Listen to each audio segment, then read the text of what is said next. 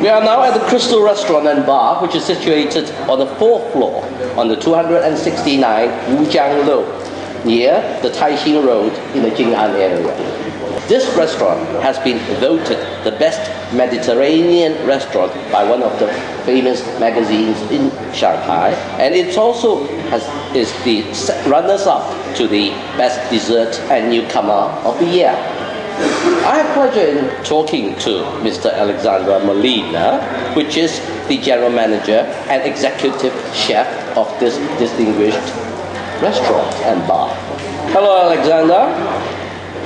Thank you for inviting us to come to this lovely restaurant. You're welcome. Handsome executive chef and a lovely place. Thank you. Can you just tell us something about yourself first? Yes, sir. I've been in Shanghai for 6 years. And before that, I was for 2 years in Singapore, 3 years in Japan, a few years in the States, different places. Yes. London also. So I've been a long time. You have been in this culinary specialist, right? Yes, sir. What sort of food do you provide for people? I'm from the French Riviera, and my food is basically a more Mediterranean food based on olive oil, herbs, reduction of juice, very light. Yes. So I have more tendency to do a light cuisine, like cooking, than too heavy. I don't use cream, I don't use butter, so it's a little bit different than other place. Okay. I also gathered that you were a private chef. Oh yes, Yeah, can you tell us something about that? Oh yes, That's very interesting. Absolutely. Yes. I used to be a private chef for very rich people in Connecticut, Greenwich. I used to cook for them. I used to traveling with them in Palm Springs, Florida. I'm doing that, for 2 years. We used to live close to the house of Mel Gibson, Tina Turner, so the very rich people. And it's something different because I used to be in charge to doing everything. Most of the time it was between 20 to 30 people. Sometimes I have an extra staff with me, but otherwise I used to handle everything. Starter, main, dessert. I'm also specialized on the pastry. I used to be trained by very high-class chefs. I used to have some training in Le Nôtre. So I do my pastry here. I don't have a pastry chef. I'm also a pastry chef. Yes, I know that. A very good one as well. Thanks. Do you take care of the people's sort of eating habits all through their traveling time? Oh yes, absolutely. You go with them on private jets as well? Oh yes, sir. I used to travel with them? I used to traveling with them. And in Palm Springs, Florida, they used to have a big house also. So I used to have the same setup in Greenwich. House, big house, kitchen, with a nice setup, moltony, it's the walls of the kitchen. Right. So you take care of the food from in the morning till at night time? Oh, yes. Don't you find it tired? They used to come 3-4 times a week. The rest of the time, I have enough for myself. Okay.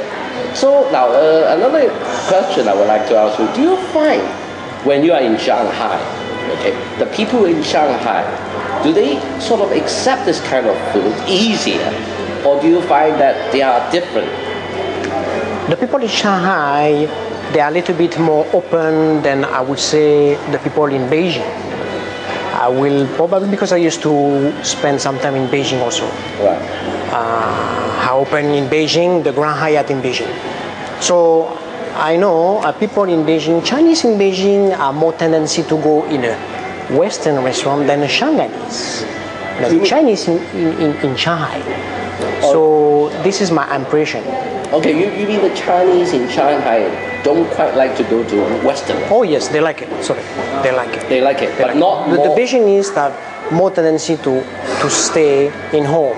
They don't like to go to the they don't like to go out yes. to eat. They rather to eat at home. Yes, that's my experience in China, right. Basically, Beijing and Shanghai. But how about the food? Do they sort of like this kind of food you're preparing? They like it. They like it. It's a little bit more exotic for them. It's a little bit more exotic for them, but as long as, you know, you train them, you educate them, you know, about the food, they have a little bit more approach, and of course, they will come back slowly. Okay, I see that you have a very, very interesting menu here. Oh yes, thank you to let me know. Nicely designed. And also, it has, I think a lot of people would like to have, is the vegetarian menu. Right? Could you just tell me something about the vegetarian menu, please? The vegetarian menu, basically, I was thinking to do that because in the States, I know a lot of people like to have a vegetarian. And it's nice, and it's a compliment, probably also the a la carte menu, to have a vegetarian menu. Like the other night, I have this table of 6 people, they order me a vegetarian menu, from starter, soup, main course, and dessert, you know. And basically, people enjoying. Oh, very good. And I tell you, people, it's affordable. And also, you have prepared some special lunch and dinner courses. Oh, right? yes. And then one very special thing about that is that you can have half a glass or a full glass. Absolutely. Can you tell me something about that as well? Yes, sir. Basically, the 2 menus is 118 and 148. I do these 2 menus changing basically every week because I have a tendency people come 4 or 5 times a week and they like to have a different dishes every week. So that's the reason why the menu changing. Also, I was thinking to addition a pairing wine, which it match, you know, with the food, and also instead to give you the bottle of wine, give them, you know, a tasting glass instead of full glass, you know, because people lunchtime are usually here for business. They have this.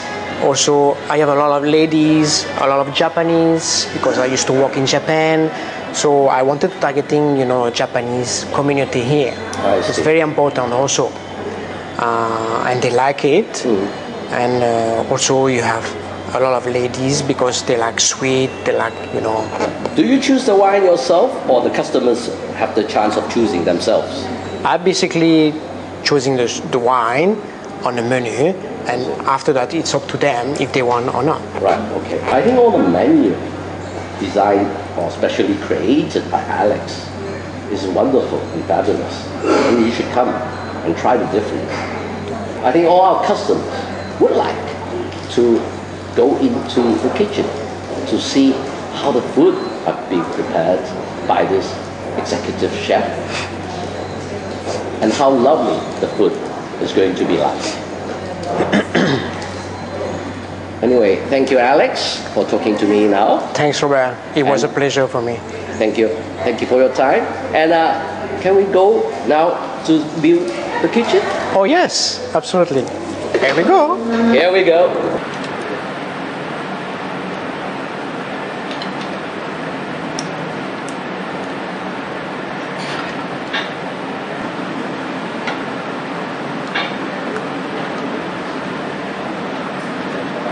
Looks very tempting and delicious. Isn't it? Oh, it's good. It's great. Okay, let me to introduce. It's a coral of scallops, Hokkaido scallops, made with celery roots, lemon sabayon, and truffle dressings. Here you have a fideu. This is the main course. The main course. Signature dishes, bouillons of fish, cooking with the spaghettinis and seafood and lobsters.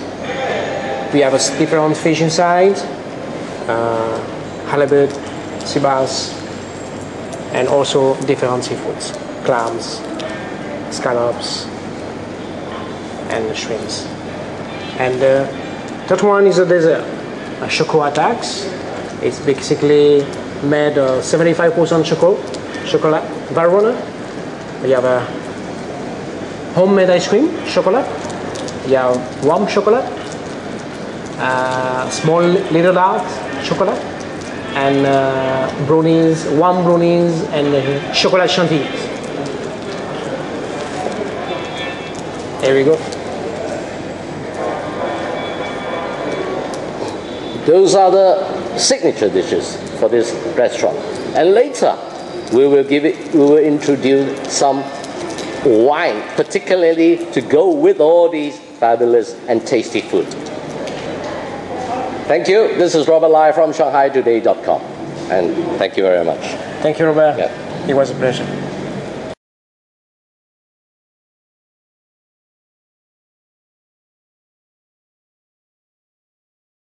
A person who comes from an old Burgundy family of wine growers before the French Revolution, and who is now the general manager and winemaker from Henri de Villemont, one of the finest producers in Burgundy from France. He is none other than Pierre Jean. Hello, Pierre. Hello. Nice to have you in Shanghai. It's the first time I go in Shanghai. I know it is your first time in Shanghai. Yes, it's my first time. time. What makes you come to Shanghai, come to China?